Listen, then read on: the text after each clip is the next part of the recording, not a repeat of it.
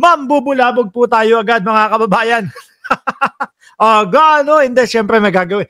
Sabi ko nga po sa inyo mga Boss G Pamo, sir, simula sa mga araw na ito, maaga na po tayo. No? Kasi meron tayong meron tayong pinagkakaabalahan po doon sa ating trabaho. Syempre, una trabaho, una negosyo mga bossing, pero hindi tayo mawawala sa pagla-live. Kaya po kung kayo ay hindi pa nakasubscribe dito sa ating channel, ay dapat po pindutin nyo na po yung subscribe button upang sa ganon kayo po ay laging ino-notify ni YouTube pag nag-uumpisa na ho mga kababayan. At syempre ho, ipopromote ko muna itong Birahan PH mga bossing, okay? Ayan po, nandiyan si Takeru Miyamoto, nandiyan si Banat Boy, at nandiyan din po ang inyong lingkod mga Boss G Pamo, sir.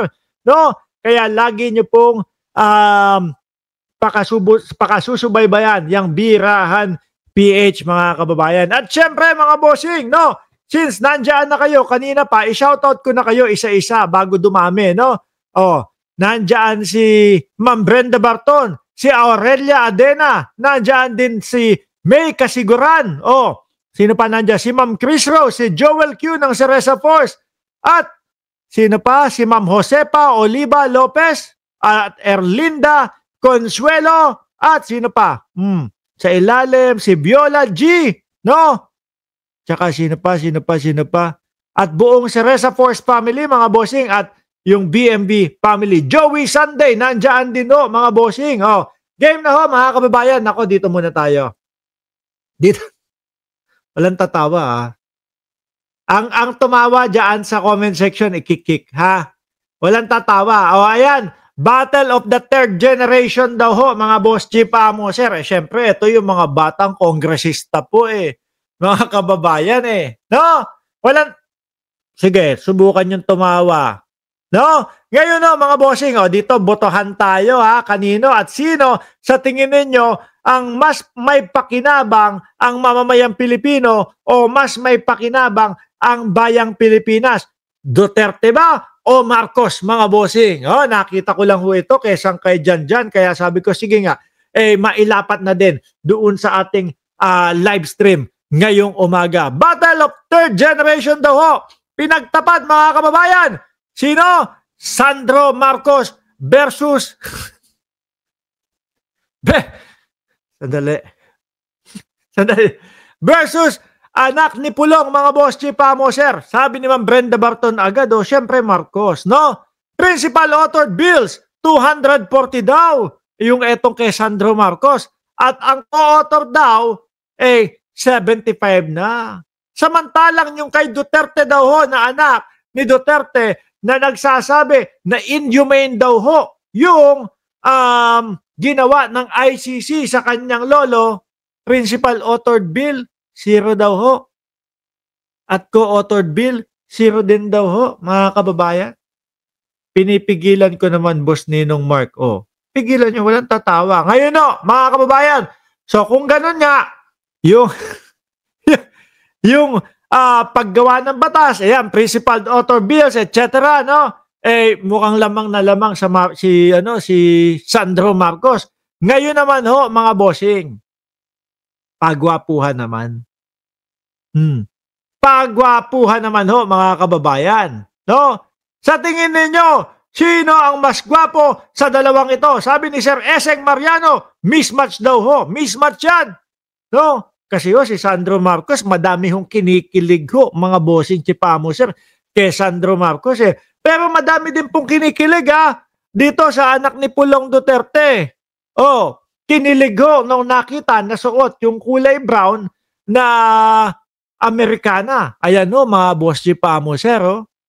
Sino ang mas gwapo sa dalawa? Press 1 kung ikaw ay mas nagagwapuan dito kay Duterte. At presto naman ho, mga kababayan, kung mas gwapo sa paningin ninyo itong si Sandro Marcos. Wala na tayong pag-uusapan doon sa batas, sa kung may mapapala ang bayan, kasi ayan pa lang, sa umpisa pa lang nakasulat na ho, mga bossing, no? Sabi ni Erlinda Consuelo, mas gwapo daw si Duterte o mas gwapo daw yung anak ni Pulong Duterte kaysa Sandro Marcos.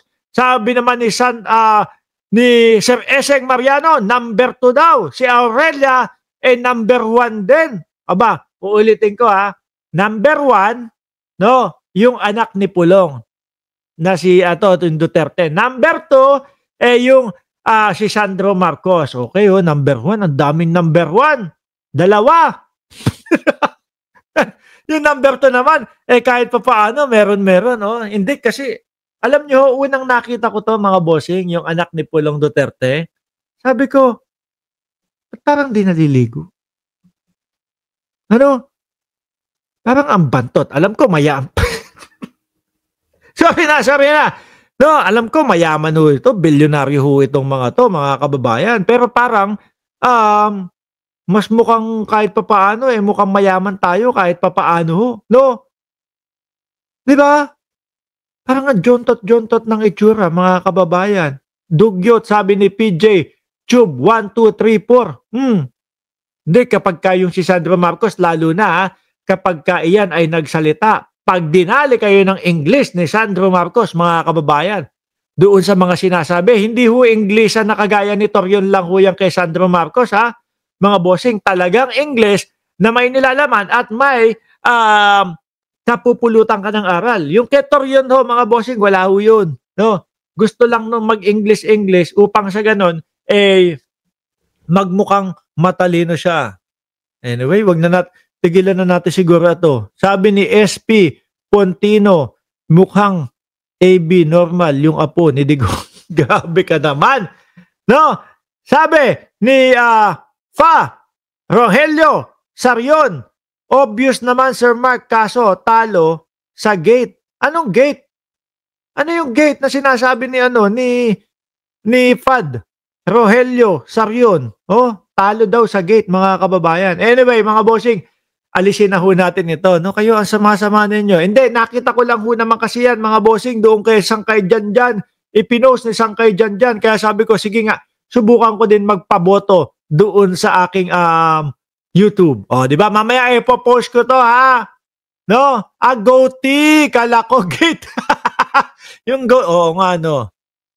Ibang klase, no? Mga kababayan. Si Sandro Marcos, clean look po Mamaya ipopost ko to doon sa ating Facebook community at doon tayo magbotohan ho, mga bossing. Alisin ko muna ngayon, mga kababayan. Ngayon po, eto. Biruin mo, kapulisan, pati ho kapulisan. Grabe. Pati kapulisan, kinukupit na po, pati ebidensya, mga kababayan. Eto po, CIDG. Bak at sinampahan ng kaso ang 6 na tauhan ng PNP CIDG matapos mabawasan ng mahigit 13 milyong piso ang perang ebidensya mula sa isang sinalakay na Pogo Hub. Anak ng putek.